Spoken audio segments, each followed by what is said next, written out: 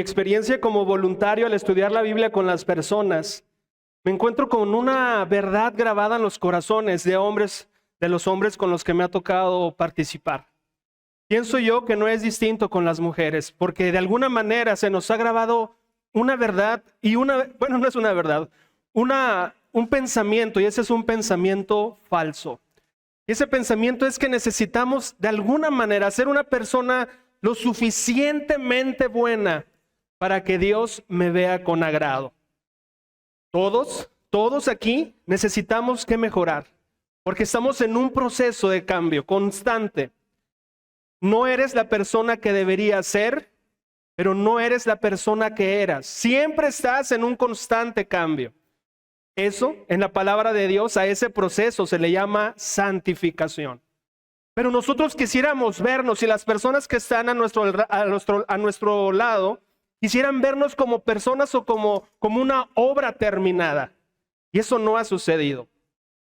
Entonces yo veo esta parte de que se perciben a sí mismas como necesito ser suficientemente bueno para que Dios me vea con agrado. Asimismo, no se ven como que Dios los ama, los quiere escuchar, le complace verte arrodillado, porque eres valioso para Dios. Solamente volteamos a ver más nuestros defectos que el proceso en el que estamos. Pensamos, otro pensamiento que también es falso, es que pensamos que Dios va a bendecir o tener propósitos increíbles a aquellas personas que lo merecen, que solamente va a bendecir a aquellas personas que lo merecen. De hecho, leemos la Biblia y hemos estado abordando el libro de Génesis, y por mucho tiempo hemos estado viendo a la vida de Abraham, y podemos pensar, no es que Abraham se lo merecía, pues era Abraham el padre de la fe. Y así con cada personaje en la palabra de Dios pensamos que ellos se lo merecían, pero yo no lo merezco. Y nos vemos como que nosotros no podemos ser los protagonistas de una historia que está sucediendo hoy. En lo general, nos sentimos como personas ordinarias, como personas no especiales. Cada uno sabe su proceso. Saben qué está cayendo, qué es lo que se le dificulta, qué es lo que es ahora, que no debería ser. Y todo eso, todas esas áreas de oportunidad que tienes en tu proceso de tu jornada, te hace descalificarte a ti mismo. No es para menos. Cuando tú llegas a un trabajo, con lupa y con muchos detalles, buscan a ver qué defecto tienes para quedarse o no contigo. La gente a tu alrededor sí está buscando cosas para ver si eres aceptable o no. Pero eso no sucede con Dios. Y lo que nosotros vamos a abordar en el capítulo 25 de Génesis es esta verdad. Yo quiero que al salir en esta mañana tú sepas cómo funciona Dios, no cómo funciona el mundo ni cómo funcionas tú, sino cómo funciona Dios. El título de la clase de esta mañana se titula así: ¿por qué yo? Una promesa inusual. ¿Por qué yo? Si a nosotros mismos nos observamos como defectuosos, como no merecedores, la pregunta sería natural es: ¿por qué yo? Y lo que vamos a abordar es una promesa inusual. Y bueno, quiero ponerte un poquito en contexto de lo que vamos a abordar, porque ya vamos en Génesis y se despide uno de los de la narración, uno de los personajes más importantes que hemos estado en los últimos 10 capítulos de Génesis, y él es Abraham. En Génesis 25, él muere. Él muere y bueno, pues él había comprado, todos conocemos que había comprado un terreno en Mamre, en Macpela, en Hebrón. Fíjate que se dice actualmente que todavía ese es el lugar en donde compró Abraham, el lugar para poder enterrar a Sara. Ahora va a ser enterrado él. Y queda en Hebrón, en Israel. Físicamente la gente puede visitarlo en estos días como turista. Ese lugar que compró de Macpela aún está en Hebrón, en Israel, y se considera el segundo lugar más sagrado después de Jerusalén. Es este lugar para poder visitar y considerarlo como sagrado. Así luce hasta el día de hoy. La gente, turistas van acá, y así, al igual que Sara, Abraham es enterrado en lo que se le va a considerar la tumba de los patriarcas, en donde van a ser enterrados los personajes que son considerados como patriarcas. Las mujeres les consideran como matriarcas, así se les considera. y van a ser enterrados ahí. Este lugar es muy, muy cerca de Jerusalén. Está Jerusalén acá, Hebrón está acá y es en donde ellos están siendo enterrados. Así luce el día de hoy lo que se considera la tumba de este personaje que Génesis 25 nos dice que muere en buena vejez, que muere así luce, se supone, el día de hoy. Quiero ponerte al tanto acerca de cuando muere Abraham, cómo está todo para poder tener perspectiva de lo que nosotros vamos a abordar en este estudio. Abraham, muchos como que lo leemos demasiado rápido, pero después de enviudar con Sara, Abraham se vuelve a casar con una mujer llamada Cetura. Y parece más fructífero porque con Cetura le nacen 6 hijos. Abraham termina a sus 175 años que él muere con 8 hijos. El hijo que tuvo con Agar, que es Ismael, el hijo que tuvo con Sara, que es Isaac, y 6 hijos más que tuvo con Cetura, su última esposa, después de enviudar. Nosotros, cuando muere él, su hijo Isaac, cuando muere Abraham, su hijo Isaac tiene 75 años de edad. De hecho, alcanza a ver hasta sus nietos de Isaac. Ellos tienen 15 años para cuando Abraham va a morir. Su hijo Ismael, cuando Abraham muere, tiene 89 años. Los alcanzó a disfrutar como padre. Recuerda que le costó trabajo al llegar a su promesa, pero eso pasa. Isaac y Rebeca, cuando Abraham fallece, ellos ya llevan 35 años de casados. Entonces, Ismael va a durar 137 años de edad. Y bueno, Sara sabemos que ya murió, que se encontraba en Macpela y tenía 127 años de edad cuando Sara fallece. Eso es lo que comienza Génesis. Comienza Génesis diciéndonos que Abraham murió, que se casó con Cetura, que tuvo otros hijos. Y Dios cumplió su promesa de que estos hijos y los hijos de sus hijos se convirtieron en naciones. Y Dios cumplió que iba a tener descendencia, de su descendencia reyes, de sus reyes naciones, y esa promesa fue cumplida con Abraham. Pero bueno, a partir de Génesis 25, y en el versículo que nosotros vamos a abordar, cambia de personaje, y nosotros vamos a abordar esta parte de una promesa inusual, en Génesis 25, 19 al 21. Quiero que me acompañes a Génesis 25, si tienes tu Biblia en tu dispositivo o tu Biblia física, me encantaría que juntos leyéramos esto. Voy a leer la Nueva Traducción Viviente. Génesis 25, 19 al 21.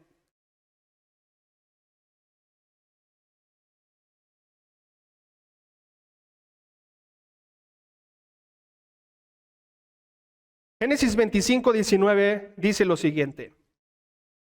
Este es el relato de la familia de Isaac, hijo de Abraham. Cuando Isaac tenía 40 años, se casó con Rebeca, hija de Betuel el arameo, de Padán Aram y hermana de Labán el arameo. Versículo 21. Isaac rogó al Señor a favor de su esposa, porque ella no podía tener hijos. El Señor contestó la oración de Isaac y Rebeca quedó embarazada de mellizos. Ese es lo que dice el 21, y quiero que vayamos lentamente porque cuando leemos así se nos escapan detalles. Y también hay verdades que son muy importantes que las vayamos grabando en nuestros corazones. Ahora la narración se centra en el hijo de la promesa, en Isaac. Isaac se casa con Rebeca, ya conocimos la historia de cómo encuentra a su esposa Rebeca a través de su criado de Abraham y todo ello. Y esta Rebeca sufre el mismo mal que su suegra Sara. Rebeca era estéril. La Biblia nos retrató cómo fue para Sara y para Abraham lo difícil de esperar el nacimiento de su hijo, porque ellos duraron 25 años esperando el nacimiento de su hijo, el hijo de la promesa, Isaac. Pero de una manera tan resumida, el narrador no le da tanta importancia a esto, pero ahora Rebeca, sufriendo el mismo mal, duran ellos sin tener hijos 20 años. 20 años Porque Isaac se murió, Isaac y Rebeca se casaron cuando Isaac tenía 40 años y sus hijos nacen cuando Isaac tiene 60 años. Es decir, nosotros en estos pequeños versículos vemos a un hombre que estuvo orando por 20 años. No sé, no nos dice cuánto sufrió. En Abraham y Sara vimos que estaban desesperados. ¿Cómo le hacemos? Yo creo que mi criada. Pero Isaac y Rebeca, que tenían también esta misma necesidad de esterilidad, duraron 20 años. Solamente 5 años menos que su padre en el caso de Isaac. Algo que necesitamos aprender acá es que, bueno, pues vemos a Isaac rogando a Dios. Y después de 20 años, ese tiempo de 20 años de orar por esta necesidad, no sé cuánto tú aguantes y persistas en orar por una necesidad, pero vemos aquí a Isaac, alguien aferrado, orando por el vientre de su mujer Rebeca. Era la mujer que Dios había escogido, pero también era estéril. Y 20 años rogando. Y ese día, lo que nos dice el narrador, que Dios contestó su oración, y no solamente con un hijo, sino con mellizos, con gemelos. A mí me dio mucha curiosidad de poder buscar esta parte de mellizos que dice mi traducción. Otras traducciones dicen gemelos. Y la palabra hebrea para gemelos, porque la forma en la que nacen, dije, oye, ¿no serán cuatitos? Ya ves que pues hay diferencia de gemelos y cuates, ¿no? Y la historia nos ha enseñado que que los hijos de Isaac pues no se parecían, eran diferentes físicamente. Entonces dije, oye, ¿no serán cuatitos? Pero bueno, la palabra dice gemelos en el original y no encontré una evidencia, ¿no? Es tal cual como lo que nosotros escuchamos, gemelos. Entonces tiene gemelos. Y uno de los principios que yo quiero que vayamos tomando en nuestra mochila de verdades de la palabra de Dios es el siguiente principio. El hecho de que vivas el plan de Dios no significa que no experimentarás retos y desafíos significativos. Lo vuelvo a leer. El hecho de que vivas en el plan de Dios no significa que no experimentes retos y desafíos significativos. El pensamiento común que la gente podemos tener equivocadamente es que si estamos en el plan de Dios, todo será fácil. Y hasta ahorita hemos visto a un hombre que era Abraham y Sara estar en el plan de Dios y enfrentaban retos. Así que el día de hoy tú puedes estar viviendo en el plan de Dios, es decir, viviendo la voluntad de Dios, haciendo tu parte de estar con Dios, y te preguntas, oye, pero ¿y por qué tanto reto? ¿Y por qué tan difícil? Así es la vida. Eso no tiene que ver con que tú estés o no dentro del plan de Dios. Lo que nosotros acabamos de leer es que Isaac estaba casado con la mujer correcta, que era Rebeca, porque Rebeca fue alguien que Dios le dijo a su siervo, es ella la mujer para Isaac. Ellos estaban dentro del plan de Dios, pero tú dirías, oye, Dios se equivocó, ¿cómo está la cosa? ¿Por qué estéril? ¿Por qué me la escogió estéril? Dios decidirá los retos y desafíos que cada uno de nosotros enfrentemos, aunque estemos viviendo dentro del plan de Dios. No te desanimes. No digas, no, pues ni haciendo las cosas correctas me funciona. No te desanimes. Persevera. Una de las más grandes lecciones que nos dio Abraham es que él, aunque se equivocaba, aunque era desafiante, perseveró. Y lo que la Biblia nos dice es que él terminó en buena vejez. Ese es un principio que yo quiero que te grabes, porque a veces pensamos, oye, yo soy un cristiano, yo voy a la iglesia, yo sirvo a Dios, ¿por qué me pasa esto? Así es. No, aunque tú estés en el plan de Dios, tú vas a enfrentar retos, tú vas a enfrentar desafíos. Eso no tiene que ver con que tú estés caminando en el plan de Dios. Génesis 25, vamos al versículo más adelante, en el versículo 22, por favor. Génesis 25, 22. Dice, pero los dos niños, ya que son gemelos, luchaban entre sí dentro de su vientre. Mamás, que cuando ya el hijo ya está creciendo y pasan ay, cuando se me encaja. ¿Has escuchado eso? Ay, se me encajó el niño o la niña. ¿Has escuchado eso? Imagínate escuchar esto. Dice que los dos niños luchaban entre sí dentro de su vientre. Oh, dolor. Ah, así que ella consultó al Señor. ¿Por qué me pasa esto?, preguntó. Versículo 23. Y el Señor le dijo: los hijos que llevas en tu vientre llegarán a ser dos naciones. Y desde el principio, las dos naciones serán rivales. Una nación será más fuerte que la otra. Y tu hijo mayor servirá a tu hijo menor. La Biblia no es explícita, ¿verdad?, de esos dolores y eso que estaba pasando Rebeca. Imagínate ahí luchando los bebés en el vientre de la mamá, los dolores. Si tú eres mamá y se te encajaba el niño, se te encajaba la niña, más o menos entiendes de qué se trata esto. Pero acá estaban luchando en el vientre de la mamá. Tan así, tan insoportable. Dios, ¿por qué me está pasando esto? Le pide a Dios. Y ojo con esto, Dios le da la explicación de lo que está pasando. Antes no había ultrasonido. A ver cómo está enredado, ¿qué está pasando, verdad? Dios le dice a Rebeca: mira, tú tienes dos niños, serán gemelos. Y esos niños no son niños cualquiera, se convertirán en dos naciones, pero te tengo una mala: serán rivales, naciones rivales. Y también dice, una nación será más fuerte que la otra. Y aquí es en donde Dios enuncia una promesa que es inusual. Y le dice, y mira, el mayor servirá al menor. El mayor servirá al menor. En los tiempos donde se tuvo a sus hijos, era muy importante los primogénitos. De hecho, existía algo que se llamaba ley de primogenitura. Una ley, no era que aquí usamos en la familia que el primero, no. Había una ley de primogenitura. Y esa ley le decía que al primer hijo nacido, el primer hijo varón, es el hijo de su vigor, de su fuerza, le iba a tocar el doble de lo que les iba a tocar a los demás hijos. Era la ley de la primogenitura. Y lo que está anunciando a Dios aquí en Génesis 25, 23, dice algo inusual. Dice, mira, algo sucederá en ti, en esos gemelos. El mayor servirá a tu hijo menor. Familia, esto rompe un esquema de lo que nosotros creemos que así funciona Dios.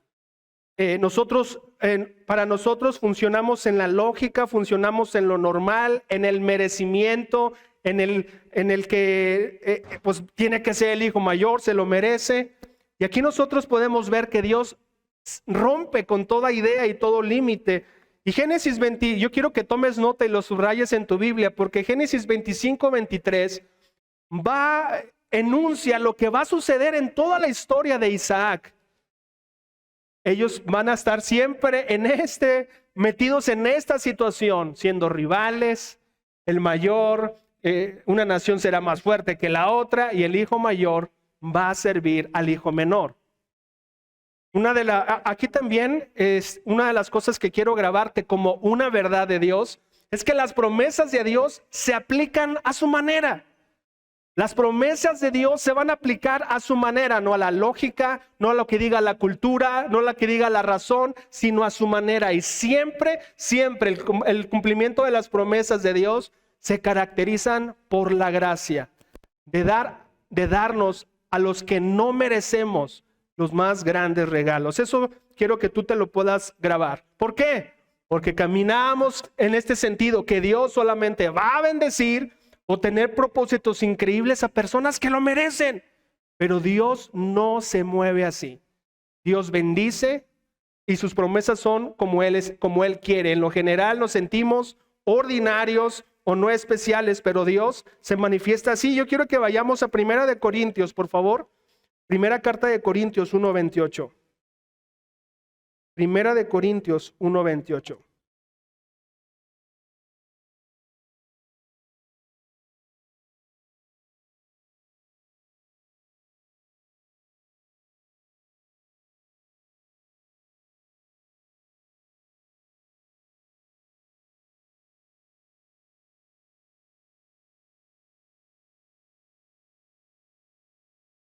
Dice en Primera de Corintios 1:28. Dios escogió lo despreciado por el mundo, lo que se considera como nada, y lo usó para convertir en nada lo que el mundo considera importante. Vuelvo a leerlo. Dios escogió lo despreciado por el mundo, lo que se considera como nada, y lo usó para convertir en nada lo que el mundo considera importante. Familia, cuando nos preguntamos, ¿por qué yo? Dios funciona así. Dios funciona en escogernos a los que no lo merecemos. Nadie de este lugar se merece que Dios lo haya escogido. Tenemos tantas necesidades, nos hemos olvidado tanto de Dios, hemos hecho a Dios tantas veces a un lado, y aunque lo conozcamos, estemos en la iglesia, tenemos tantas necesidades, pero nos sentimos inmerecedores con Dios. Pero dice Dios, yo te tengo escogido para propósitos grandes. Familia, cada uno de nosotros somos protagonistas de una gran historia de bendición de parte de Dios. Así como leemos la historia de Abraham, de Isaac y de los que vamos a estar leyendo y de las que hemos leído, tú tienes el papel protagónico que Dios escogió para trabajar en tu familia, en tu vida, en tu trabajo y en el círculo que te mueves. Tú eres el personaje protagónico. ¿Y por qué Dios te escogió? Pues eras el menor. Dios dice en Corintios que Dios escogió a lo despreciado del mundo. No significa si lo mereces o no. Eres especial con Dios. ¿Y por qué tú? Dios te diría, porque yo soy Dios, porque yo así trabajo, porque yo así escojo a los que las personas desprecian. Vamos a Mateo, por favor, a Mateo 20, 13 al 16. Mateo 20, 13 al 16.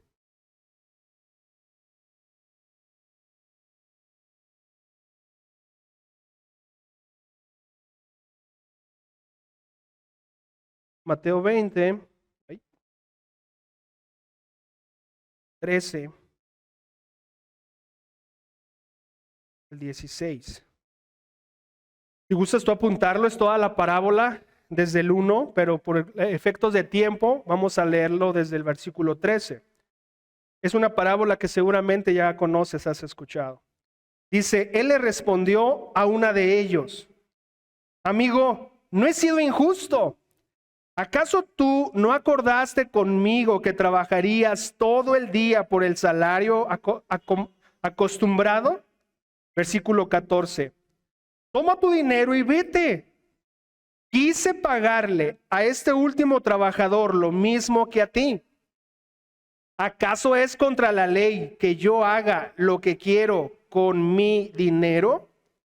¿Te pones celoso porque soy bondadoso con otros? Versículo 16. Así que los que ahora son últimos, ese día serán los primeros, y los primeros serán los últimos. Familia, en esta parábola que Jesús contaba, estaba hablando, dice, yo soy Dios, y yo quiero bendecir como yo quiera, a quien yo quiera, al que no lo merezca en tus ojos, en tu razonamiento, aún en su trabajo. Yo lo voy a bendecir porque yo soy Dios y yo soy misericordioso. Muchos de nosotros somos esos últimos que no tenemos, que nos presentamos ante Dios con manos vacías porque solamente tenemos errores, pecados, debilidades que ofrecer. Y Dios dice, yo trabajo con ellos. Los últimos para mí son primeros porque yo soy Dios. Yo bendigo de esa manera. Y es increíble, en Corintios nos diciéndonos que de lo vil y despreciado Dios escogió para poder humillar a los que son algo. En Mateo 20, 13 al 16 nos enseña, yo quiero hacer lo que yo quiera porque yo soy así. Los que no lo merecen, los que tienen poquitas cosas, yo los bendigo porque soy Dios. Las promesas de Dios se aplican a su manera, porque Él es Dios, porque Él puede hacerlo, porque Él tiene la autoridad. Y Él lo hace así. En nuestra lógica, en nuestra manera de querer hacerlo, nosotros estamos como en la fila como en el trabajo, ¿no? Nos ha pasado en el trabajo. Se va el jefe y estamos ahí en el trabajo. No, yo sigo, yo me lo merezco, yo llevo los años, y que escogen a otro, ¿cómo te pones? No, de buena. No, te escogieron a ti. No, Estás refunfuñando, le haces la vida de cuadritos si es que no te vas del trabajo. Indignado porque no te escogieron a ti. Eso nos ocurre. Y con Dios y en la vida eso está pensando, estamos pensando eso que nos merecemos y que nos merecemos y que yo cuando. Y tenemos un Dios que va a aplicar, está aplicando su gracia sobre nosotros porque somos inmerecedores. Y siempre estas promesas que recorren a su manera, siempre serán caracterizados por la gracia de Dios. Que estamos leyendo en Mateo 25, que escogió al menor, inmediatamente vas a pensar, no, es que Jacob se lo merece, pues Jacob se lo merece, ¿no? Y la respuesta es no. Y vas a darte cuenta en toda la narración de Génesis, después de 25, que vamos a escuchar lo que era Jacob, que no se lo merecía, pero así Dios lo quiso. Esa es la gracia de Dios. ¿Por qué yo? Esa es una pregunta para ti. ¿Por qué yo, Dios? Porque mi gracia es así contigo. Y tú eres el protagonista de una historia muy importante para Dios. Cuando tú te ves a ti mismo como un protagonista, tus oraciones no son oraciones cualquiera. ¿Tú crees que Isaac oraba por Rebeca, por su esterilidad, esos 20 años? ¿Por qué no se cansó? Porque él sabía que él era alguien especial. Su papá era alguien especial. Y tú eres alguien especial y el papel protagónico de la historia de Dios sobre tu familia. ¿Y sabes por qué muchas veces tus oraciones son aburridas? Son, ¿qué oro? ¿Qué oro? ¿Qué oro? Porque no te ves como alguien protagónico en algo que Dios está haciendo en tu vida. ¿Por qué? Que te ves con tus defectos. No te ves como alguien que Dios ha escogido para cosas grandes y está haciendo cosas grandes en tu vida, pero no lo ves. Vamos a Génesis, volvamos a Génesis 25, versículo 24 al 26, por favor. Génesis 25.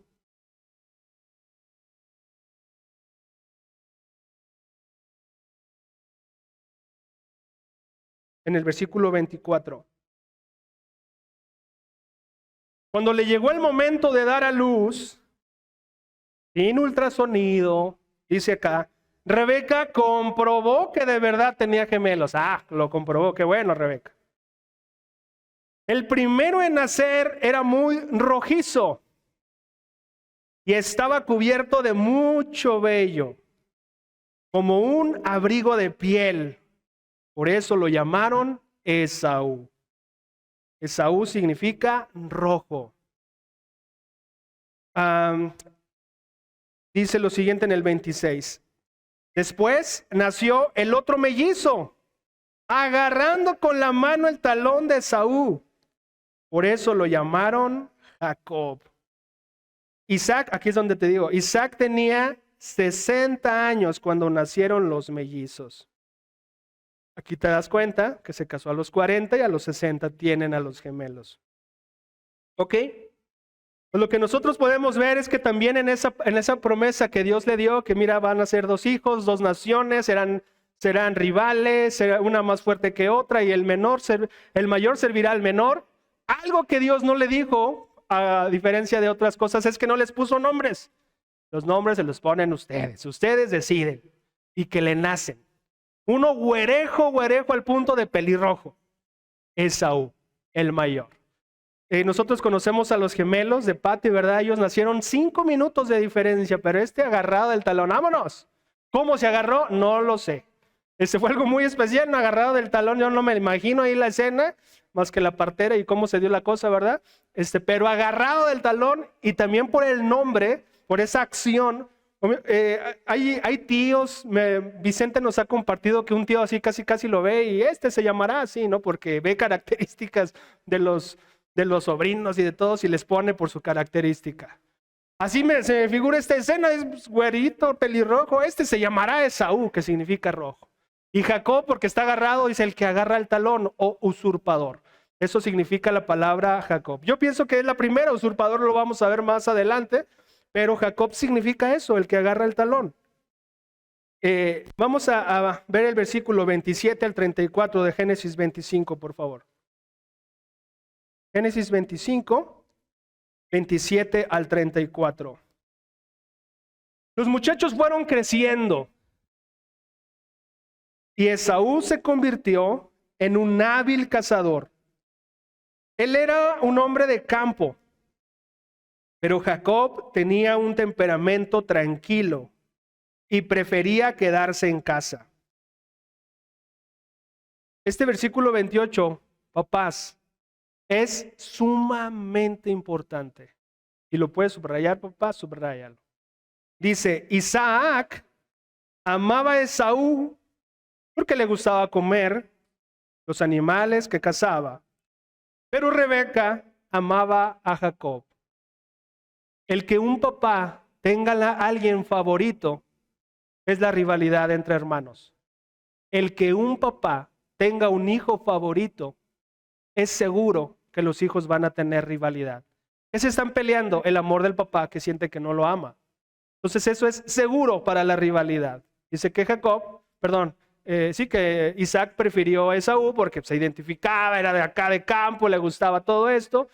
Y como Jacob era más de casa, pues amaba más Rebeca a Jacob. Pero este versículo 28 nos enseña como papás a tener cuidado de la rivalidad entre hermanos. 29.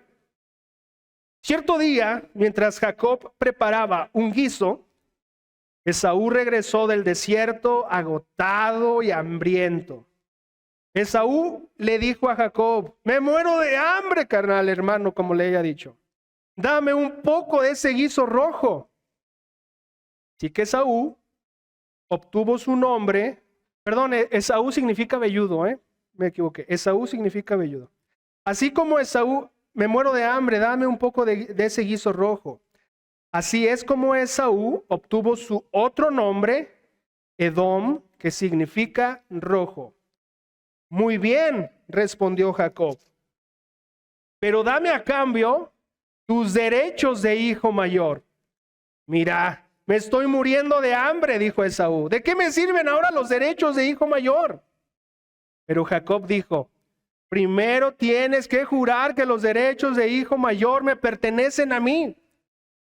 Así que Esaú hizo un juramento, mediante el cual vendía todos sus derechos de hijo mayor a su hermano Jacob.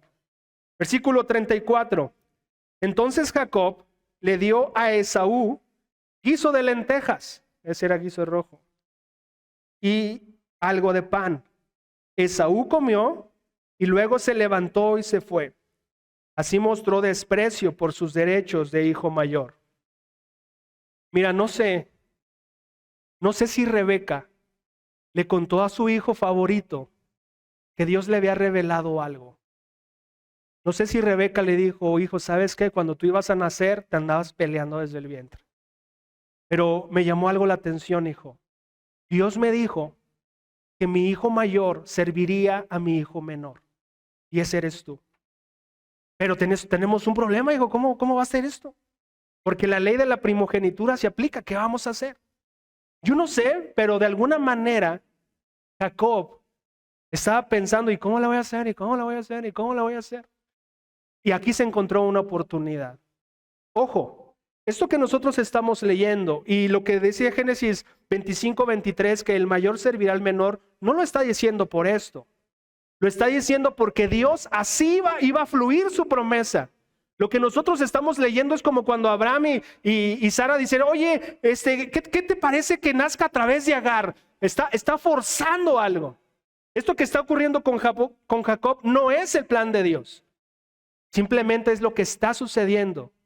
Aquí ves a los dos imperfectos. A un Esaú que le gana la panza en lugar de sus derechos. ¿Ya qué me sirve? Pues tú dame las lentejas y yo te los regalo. Ve el carácter que tenía Esaú. Y acá también el carácter de Jacob, malicioso. Ninguno de los dos está siendo escogido por lo increíble que es. Nosotros no solamente estamos viendo la escena de cómo se va moviendo esta situación. Nosotros podemos ver aquí esta escena en donde nos da el por qué se va a llamar como nación, se va a llamar Edom. En los mapas los vamos a ver bíblicos y ahí está el país de Edom. Después lo vamos a ver. Y también Jacob se convierte en una nación, la nación más importante. Jacob se convierte en Israel, en la nación de Israel. Pero nosotros vemos aquí esta escena, una escena, no sé si ya conocía bastante a su hermano, dice, no, yo me lo voy, yo sé qué voy a hacer. Yo en una de esas siempre llega bien hambreado mi hermano, yo le voy a preparar un guisado, le voy a poner a mis lentejas algo bien, algo bien. Y dice que nomás comió y se fue. Y dice, y así despreció Esaú los derechos del hijo mayor o de primogenitura. Y sí, también familia, muchas veces despreciamos los privilegios que Dios nos da por cosas tan insignificantes. Dios solo va a bendecir o tener propósitos increíbles en aquellas personas que lo merecen. Y la respuesta es no. No. No lo merecía Jacob, no lo merecía Abraham, no lo mereces tú, no lo merezco yo. Es un Dios de gracia a quien servimos y a quien oramos. En lo general nos sentimos ordinarios o no especiales. Sí, somos ordinarios y sí somos no especiales. Pero eso no significa que Dios no voltea a ver nuestras vidas para podernos dar lo mejor. ¿Por qué yo? Porque así es Dios. Sus promesas son inusuales. Es inusual que te escoja a ti.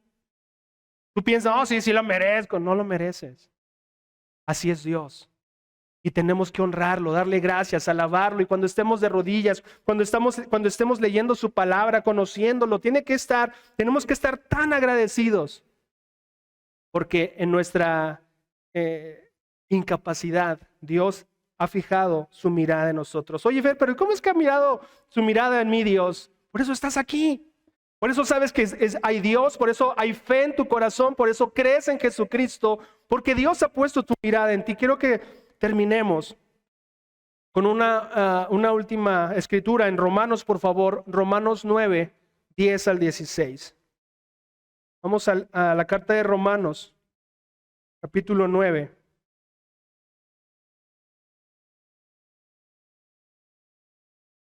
Versículos 10 al 16. Dice en el 10, ese hijo fue nuestro antepasado Isaac. Cuando se casó con Rebeca, ella dio a luz mellizos. Sin embargo, este 11 es bien importante. Antes de que nacieran, antes de que pudieran hacer algo bueno o malo, ella recibió un mensaje de Dios. Este mensaje demuestra que Dios elige a la gente según sus propósitos. Él llama a las personas, pero no según las buenas o malas acciones que hayan hecho. Se le dijo, tu hijo mayor servirá a tu hijo menor. Como dicen las escrituras, amé a Jacob, pero rechacé a Esaú. ¿Estamos diciendo entonces que Dios fue injusto? Por supuesto que no, pues Dios le dijo a Moisés, tendré misericordia de quien yo quiera y mostraré compasión con quien yo quiera. Por lo tanto, es Dios quien decide tener misericordia. No depende de nuestro deseo ni de nuestro esfuerzo. Amén. Ese es el Dios que te ha escogido y que te tiene como el personaje protagónico de su historia en tu casa. Qué increíble.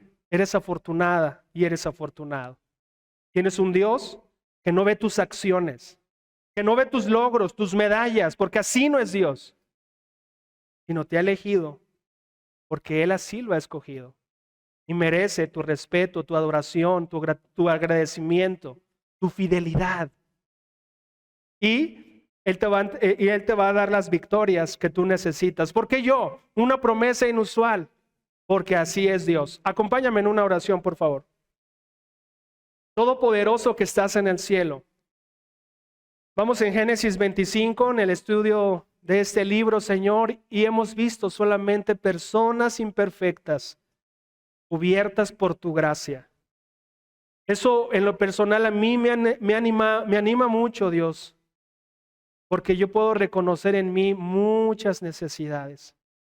Gracias, Dios, porque tú no te mueves como se mueve el mundo, con los méritos, con los logros, con las medallas, porque de lo vil y despreciado del mundo tú nos has escogido. Padre, porque tú nos has escogido aunque seamos los últimos, Aunque te hemos olvidado en nuestras vidas, aunque te hemos ignorado por años, tú estás aquí, amándonos y no cansándote de nosotros.